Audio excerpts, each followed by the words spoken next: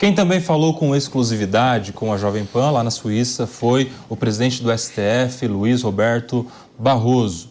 Na entrevista com o nosso correspondente, Luca Bassani, o ministro falou do combate ao crime organizado no Brasil, especialmente na Amazônia. Nós vamos ouvir um trecho. Evidentemente, tudo que diz respeito a crime interessa ao judiciário, mas o judiciário não tem nem a chave do cofre, nem as armas, nem os instrumentos da polícia, das Forças Armadas. Portanto, é quase que uma ocupação territorial que o Estado brasileiro vai ter que fazer dessa região. Na Amazônia, da minha experiência, na tentativa de proteger comunidades indígenas contra atividades criminosas, o papel das Forças Armadas é decisivo. Eu acho que a logística das Forças Armadas para qualquer atuação na Amazônia é muito importante e acho que nós vamos ter que contar com elas, que eu diria que é uma verdadeira guerra a que nós estamos enfrentando lá.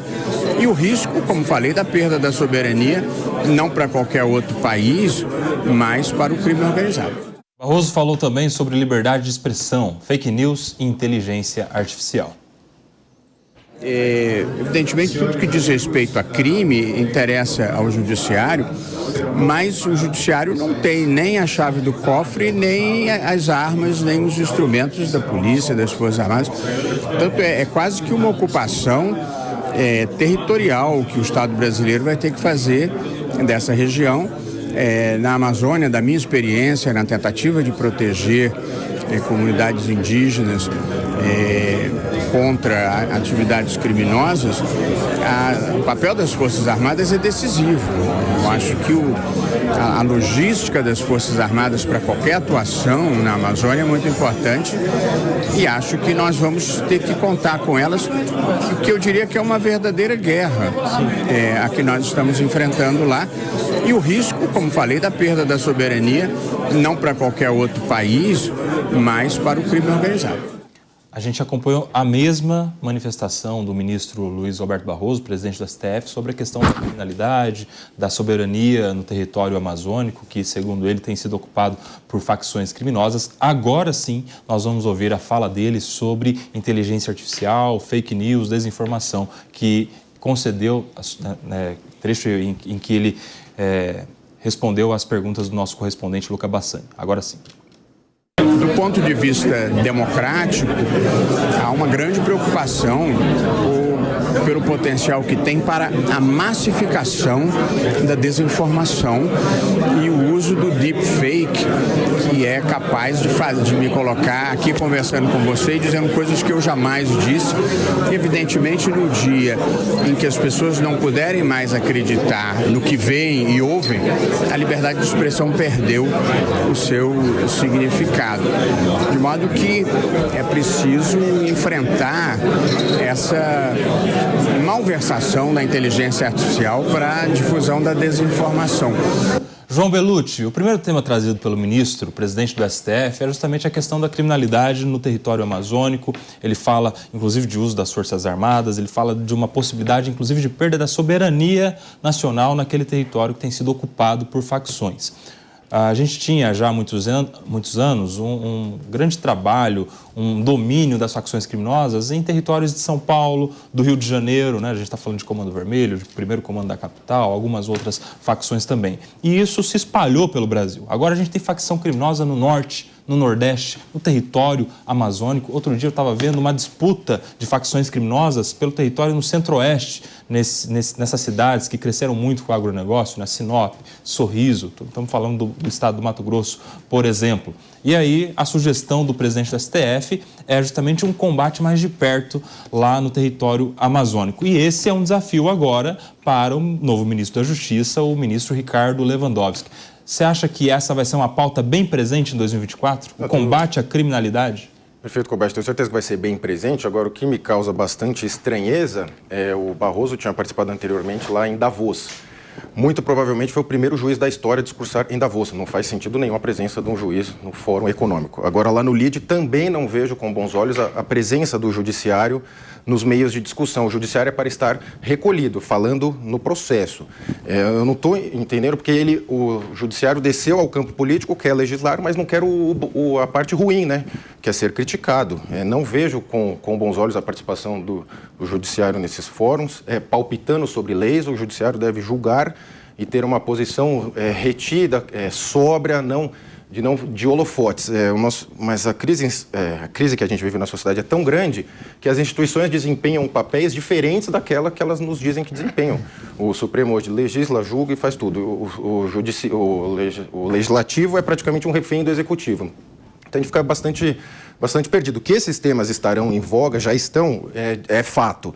Agora, as legislações que virão sobre eles, na minha opinião, serão para piorá-los e para aumentar a censura. Pagotto, você concorda? Porque o Poder Judiciário, a gente está vendo o ministro Barroso, que é o líder máximo de um dos poderes da República. Segundo o artigo 2º da Constituição, um dos 3 poderes que formam a República Brasileira e que, portanto, deveria dialogar ali harmonicamente, segundo também a Constituição, com os outros poderes. Você acha importante a participação do Judiciário fomentando o debate público a respeito de políticas públicas, de combate à criminalidade? Sua opinião, Ronaldo Pagotto? Eu acho, Kobayashi, que esse tema é só uma evidência. Tem 2 lados que eu queria tratar. Primeiro, que o Brasil vive uma crise institucional em que os 3 poderes, muitas vezes, eles se misturam ou se confundem, né? Nós acabamos de falar de um tema do Judiciário, do Legislativo, em que ele estava definindo questões orçamentárias para o Executivo respeitar, né? Que é o teto de gastos, todo esse regramento.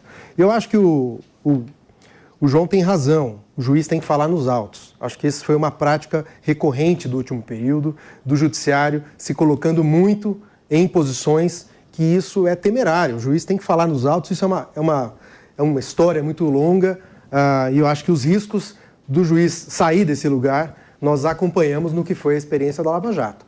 Agora, eu acho que esses convites, né, que são para o LIDE, para outros encontros, como aconteceu no ano passado em Lisboa e tudo mais, levam o judiciário e eu acho que tem que ter muita parcimônia, muito cuidado. Agora, eu acho que o ministro Barroso foi cuidadoso e acertou no ponto, quando trata dos riscos à democracia no tema da desinformação, quando trata na ameaça do tema das fake news. Esse é um tema de primeira ordem no Brasil, nós temos que tratar disso com seriedade, enfrentar qualquer tipo de regulação, ou seja, de responsabilização, não significa limitar a liberdade de expressão. Ele apontou, inclusive, uma ameaça à liberdade de expressão está justamente no desenvolvimento dessas campanhas e desses mecanismos de fake news. E acho também que ele tem razão no tema do crime organizado, é um tema que nós vamos ter que discutir aqui, porque esse é um tema que, recentemente, acabo de ler um livro do Bruno Paes Manso, que é um historiador, um estudioso desse tema. O Brasil tem mais de 80 grupos espalhados pelo Brasil inteiro, no território. E nós estamos perdendo essa batalha. Isso é o que é mais importante para a gente pensar quando trata de crime organizado no Brasil, é que nós estamos perdendo essa batalha. Acho que nós vamos ter que enfrentar isso de uma maneira muito mais substancial e muito mais robusta no próximo período. E esse é um tema de debate aqui, enfim. Agora são 14 horas e 28 minutos. Quem está na rádio vai para um breve intervalo. Por aqui a gente segue nesse debate. Wilson Pedroso, meu amigo, eu quero te ouvir.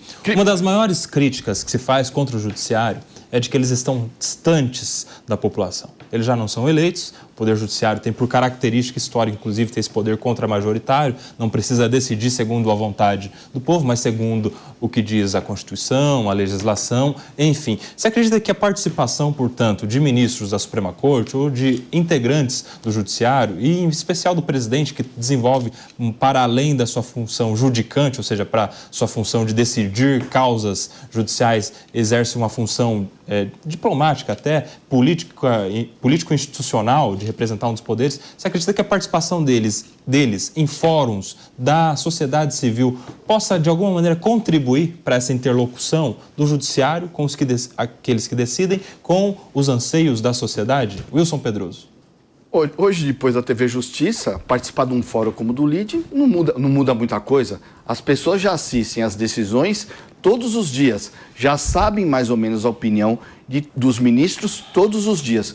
O que eles fazem é justamente muitas vezes, se justificar em cima das suas decisões. Porque as pessoas, muitas vezes, não entendem e as fake news atrapalham isso. Por isso que é importante o Barroso, sim, participar, dar sua opinião, dar o norte, imaginando o que o judiciário pensa. Mas eu queria falar sobre criminalidade, se você me permite, Nelsinho.